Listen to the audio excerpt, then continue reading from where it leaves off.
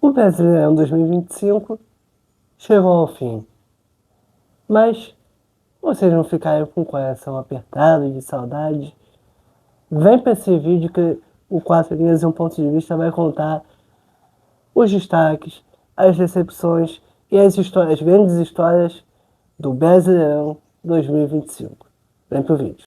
Começando o vídeo de retrospectiva do Brasileirão 2025 pelos destaques, ou melhor, pelo principal destaque desta edição.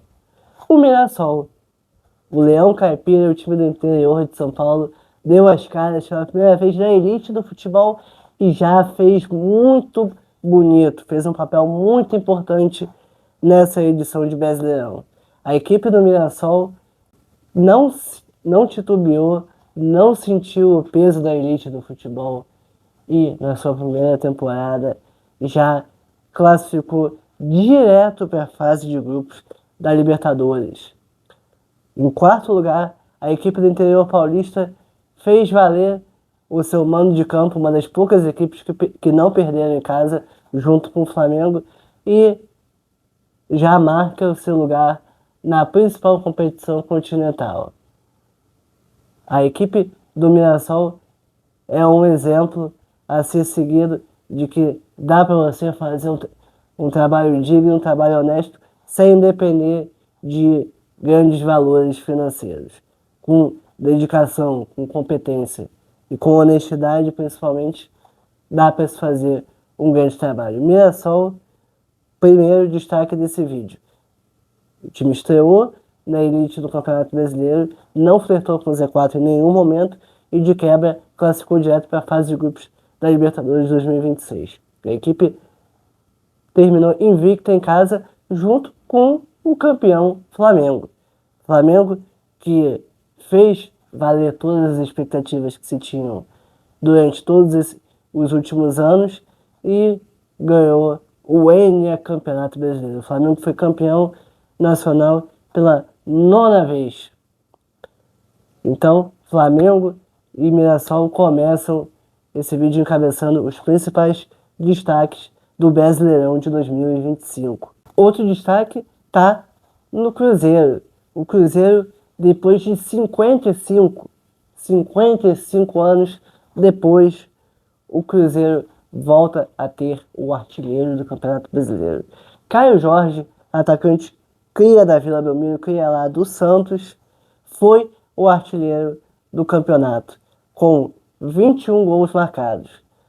E vocês já se tocaram no que eu falei. 55 anos depois, o Cruzeiro volta a ter o artilheiro. Na última vez, lá em 70, no Tri do Brasil, Tostão, jogador de seleção, fez 12 gols naquela edição, jogando pela equipe mineira. Agora, Caio Jorge fecha a artilharia com 21 gols marcados. É muito gol para o atacante que já recebeu chance na seleção brasileira. Mas nem só de destaques vive um campeonato. Também tivemos aqueles times que decepcionaram, machucaram os corações do torcedor e também, por que não dizer, da opinião pública. Sim, nessa amarga lista temos os seguintes times: Sport, Fortaleza, Vasco, Ceará, Inter. É muito time para uma situação tão amarga que é a decepção, não é, gente? O Sport voltou para a Série A, mas parecia não ter se preparado em nenhum momento para disputar tamanha responsabilidade no campeonato. O resultado? Apenas 2 vitórias em 38 jogos e míseros 17 pontos na lanterna do Campeonato Brasileiro. O Sport vai precisar se remontar se quiser voltar e voltar bem para a primeira divisão. Outra decepção, o Fortaleza, que nos últimos anos vinha sendo sinônimo de bom trabalho, dessa vez pisou na bola e se deu muito mal. A equipe foi eliminada nas oitavas da Libertadores para o Vélez, saiu na Copa do Brasil para o Retrô nos pênaltis e, em boa parte do Brasileirão, diferente de outros anos, amargou presença na parte de baixo, na parte perigosa, na zona de rebaixamento do Brasileirão. Apesar de ter trocado o comando e ter recebido Martim Palermo, um ex-atacante argentino, no comando, a equipe cearense até ensaiou uma reação, mas na hora H o leão não rugiu e morreu na praia. O Fortaleza acabou rebaixado neste domingo de última rodada após perder por 4-2 para o Botafogo aqui no Rio de Janeiro. O Fortaleza, que curiosamente na Série B de 26 vai ter companhia, adivinha, do rival, o Ceará. O Ceará, que voltou para a Série A, vinha fazendo um campeonato muito equilibrado, parecia não sofrer nenhum susto e talvez acabasse ali numa Copa Sul-Americana. Mas o Vozão decidiu colocar o pé no perigo no pior momento possível, a reta final. Nos últimos 4 jogos, o Vozão enfrentou o quarteto de fogo do Campeonato Brasileiro. Desses 12 pontos, Ceará fez apenas 1 e acabou rebaixado ao perder de virada por 3-1 para o vice-campeão Palmeiras. Um rebaixamento dentro de casa que foi uma surpresa negativa para grande parte do público, mas o Ceará pagou por uma reta final abaixo da crítica. E o Vasco no Brasileirão? Esse longo carrossel de emoções que veste uma cruz de malta tão imponente, bem com o consentimento do torcedor. O torcedor que julgue ou não tem os seus motivos para entrar na competição olhando torto, olhando desesperado. O Vasco, há muitos anos, não dá a consistência, não dá a confiança que o torcedor quer. Isso não seria pedir muito. O Vasco começou ali uma primeira parte do turno como quem faria uma campanha água de salsicha, ganhando o jogo em casa, apanhando fora, né? Porque é a vida, mas também possivelmente teria uma campanha água de salsicha. Então, chegamos ao principal remédio do futebol brasileiro, que é a troca de treinador, né? Até porque se o resultado não vem, a culpa obviamente é do treinador, né? Não é só de treinador. Não adianta ficar preocupado em escolher o técnico fulano de tal ou ciclano se o plano de jogo não existe, se o elenco não comporta o que o treinador A, B ou C quer. Mas então, fomos para a dança das cadeiras. Um início animador, até com o segundo treinador que está até agora, depois de uma passagem pífia, para dizer o mínimo, com o interino. Não vou falar nomes aqui, eu quero me manter sóbrio, eu quero me manter em paz, tentar me manter em paz. Mas fomos com um novo treinador para ver qual seria a próxima aventura do time. Umas aventuras nas alturas, outras no inferno, a gente foi vivendo esse carrossel de emoções. Isso tudo que chegamos a ter um momento de flertar com ela, com a Libertadores da América. Vocês acharam que eu ia falar com um outro flerte, né? Mas flertamos com a Libertadores, com a pré pelo menos, durante um tempo.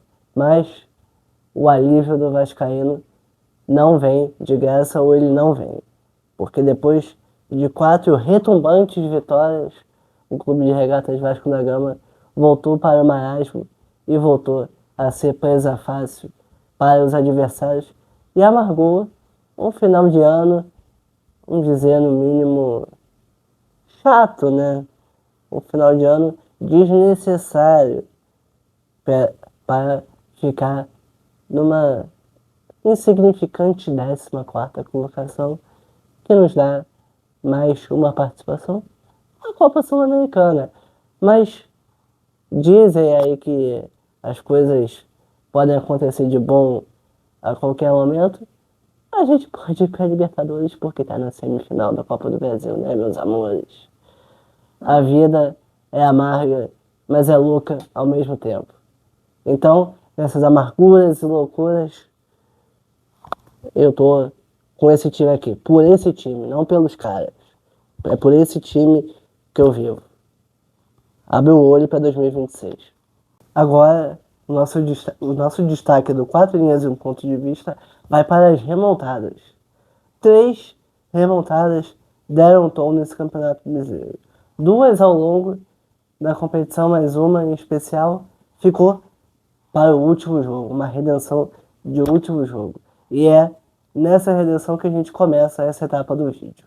O Internacional, sempre candidato a classificar para a Libertadores, estava na competição continental, mas acabou rodando. E no Brasileirão, parecia que ia fazer uma campanha igual a todos os anos. Mas, ao longo da competição, a situação do Internacional foi definhando, foi definhando, foi definhando. O Inter teve 3 treinadores, sendo que o terceiro, o veterano, o histórico, Abel Braga, já aposentado, assumiu o Colorado por apenas 2 jogos, com a missão de salvar a equipe do Z4. E, no final das contas, esse curtíssimo contrato deu efeito. O Internacional venceu o Red Bull Bragantino e vai seguir na Série A de 2026. Quem também segue na Série A de 2026 é o Santos e o Vitória. O Santos voltou à Série A nesse ano e no início parecia que ia passar muitos apertos, tradicional de quem volta da segunda para a primeira divisão. Nessa caminhada, o craque Neymar voltou à Vila Belmiro, mas de início o ritmo do craque não foi o esperado, mas a luz do jogador voltou a brilhar nos últimos jogos, onde o jogador ajudou a equipe a permanecer na primeira divisão. E de quebra, o Santos ainda vai jogar a Copa Sul-Americana de 2026.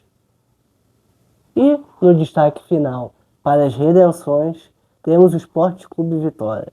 O Leão da Barra passou um campeonato de muito aperto, trocou de treinador e no final das contas a troca fez efeito. Porque neste domingo de última rodada do Campeonato Brasileiro, sob o comando de Jair Ventura, o Vitória fez valer o mando de campo e ganhou do São Paulo por 1-0, selando a permanência na primeira divisão de 2026.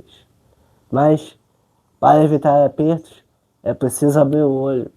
Esses times têm condição de olhar com mais atenção para a próxima temporada.